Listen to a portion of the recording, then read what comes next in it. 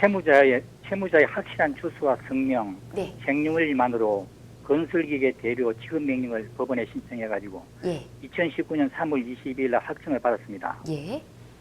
법원의 지급 명령 확정 정본으로 강제 집행을 하려면 네. 주민등록번호를 알아야 하는데 어떻게 네. 하면 되는지 하고요. 아, 지금 그리고 주민등록번호는 알고 계신다고 하셨죠?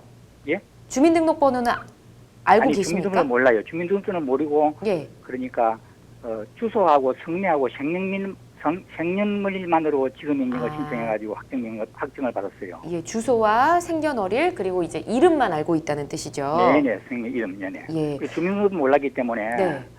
이제 주민등록번호를 알아야 네. 강제 집행할 수 있는데 주민등록번호를 알으려 그러면 예. 뭐 방법이 없는지. 동사무소 같은 데서 뗄 수 있었는데 어떻게 이걸로 확정증명을 가서 뗄 수 있는지 그거 하고 네. 강제 집행을 하려면 어떻게 해야 하는지 예. 그걸 알고 싶습니다. 알겠습니다. 지금 예. 명령 신청 판결을 3월 말 정도에 받으셨는데 뭐 아직까지 해결이 안 된다 보네요.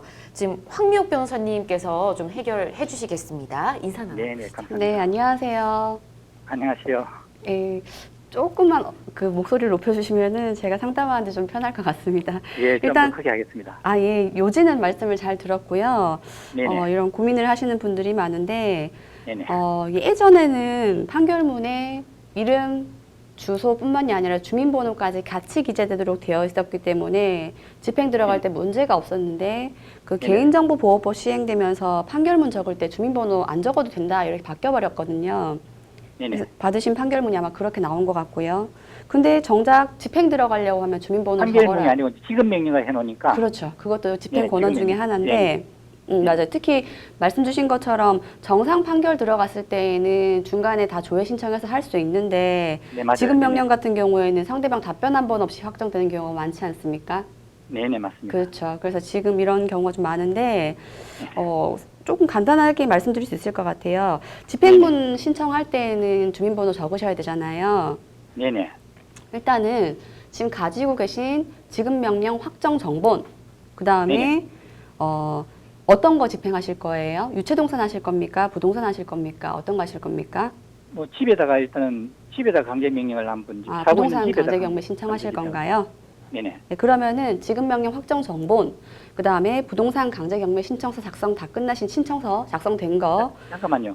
지급 명령 확정 등본은 네 알겠는데 그 다음에 또 무슨 말씀인지 잘 못 들었습니다. 그러니까 이제 곧 있으면은 집에 대해서 강제 경매 들어가실 거잖아요. 네네. 예, 그러니까 그러니까 그 주민등록법에 따르면은 비록 그 민사라든지 소송이라든지 할 때뿐만이 아니라 이런 식으로 강제 경매 들어갈 때에도 집행이 필요하다라고 하면은 주민등록 초본을 내어주게 되어 있거든요. 아, 이거 그럼 확정 명령 이것만 가지고 하시고 가면은 그걸 저게 동사무소 가면 떼줍니까? 아, 아니요. 제가 말씀드리는 거는 그러니까 네네. 판결문을 받았는데 이젠 집행 들어가야 되는데 판결문에는 주민번호가 없는데 집행 들어가려고 하면 집행기에서는 법원에서는 여기 집행문은 신청에다가 주민번호 적어서 오세요 하는데 판결문에 없는 주민번호를 적으려고 하니 우리가 지금 문제가 되는 거잖아요. 네네. 그렇죠. 그러면은 채무자 상대방의 주민등록 초본을 떼게 되면은 초본에는 주소지도 나오고 주민번호도 나오니까 참 좋을 것 같은데 그냥 가면은 주민등록 초본을 떼어줄까 그게 고민이시란 말이에요. 네네, 맞아요. 그렇죠.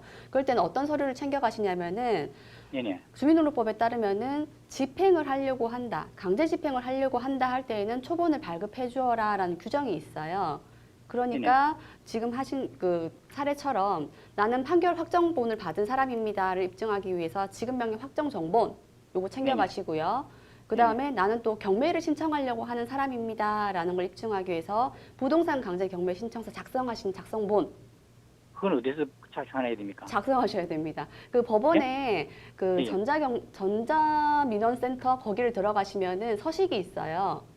예예. 예, 거기 들어가시면은 부동산 강제 경매 신청서라는 서식이 있으니까 거기에 네. 신청인 그다음에 대상 물건지 이렇게 해서 적어가지고 적은 걸 출력해서 가져가시면 돼요. 아, 그거 같이 가져가야 되는 거예요. 그렇죠. 그래야 그 주민등록법에서 말하는 앞으로 집행을 들어가려고 하는 사람이다라는 게 입증이 되는 거죠. 네. 예, 그럼 그거를 이건 챙겨가셔가지고- 정보만 가지고 정보만 지금이고 채무자에 대한 강제 집행을 실시하기 위한 정보입니다. 이렇게 되어 있는 건데 이 정보만 가지고는 안 되고요.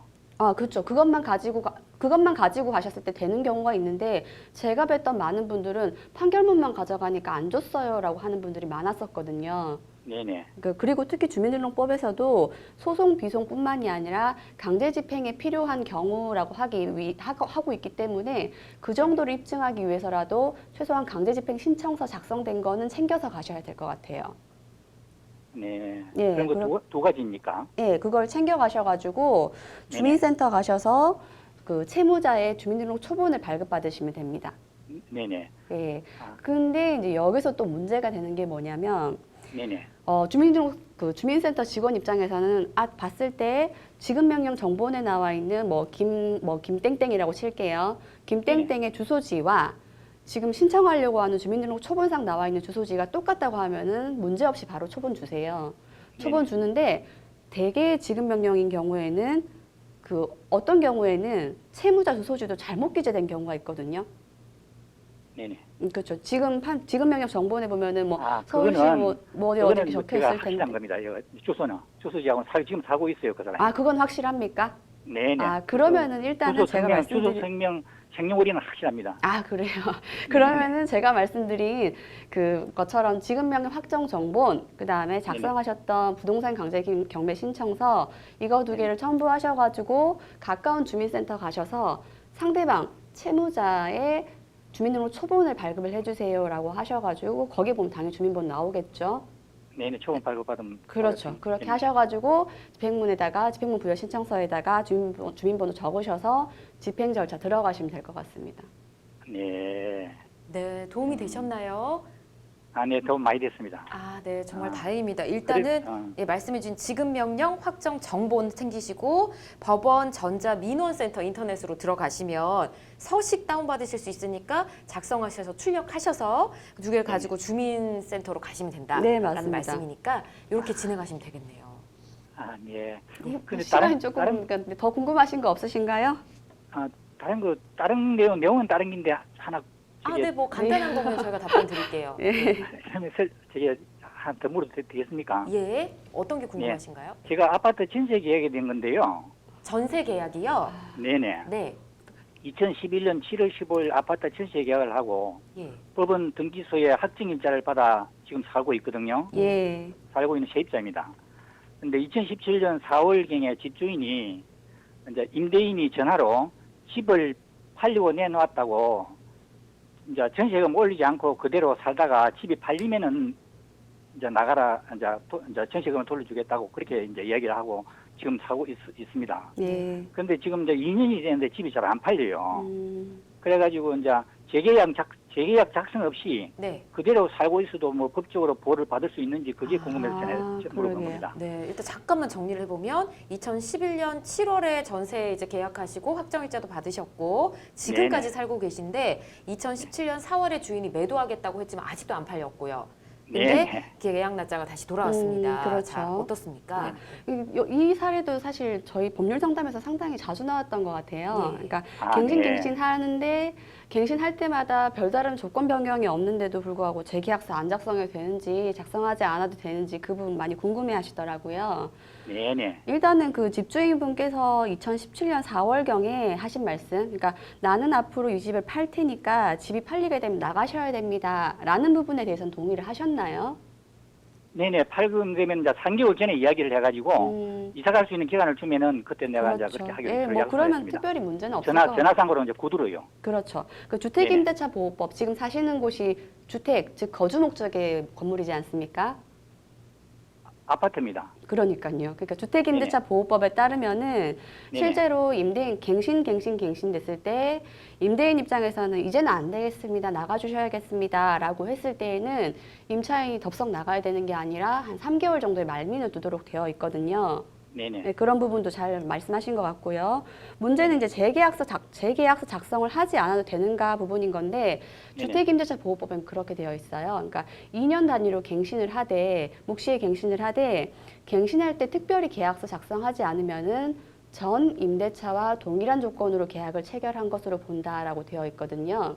네네. 그러니까 요점은 그 임대인분과 지금 상담자분 사이에 뭐 보증금이라든지 월세라든지 아니면 뭐 그 기타 제반 부가 조건에 대해서 특별히 변동이 없으시다면 재계약서 작성하시진 않으셔도 되고요.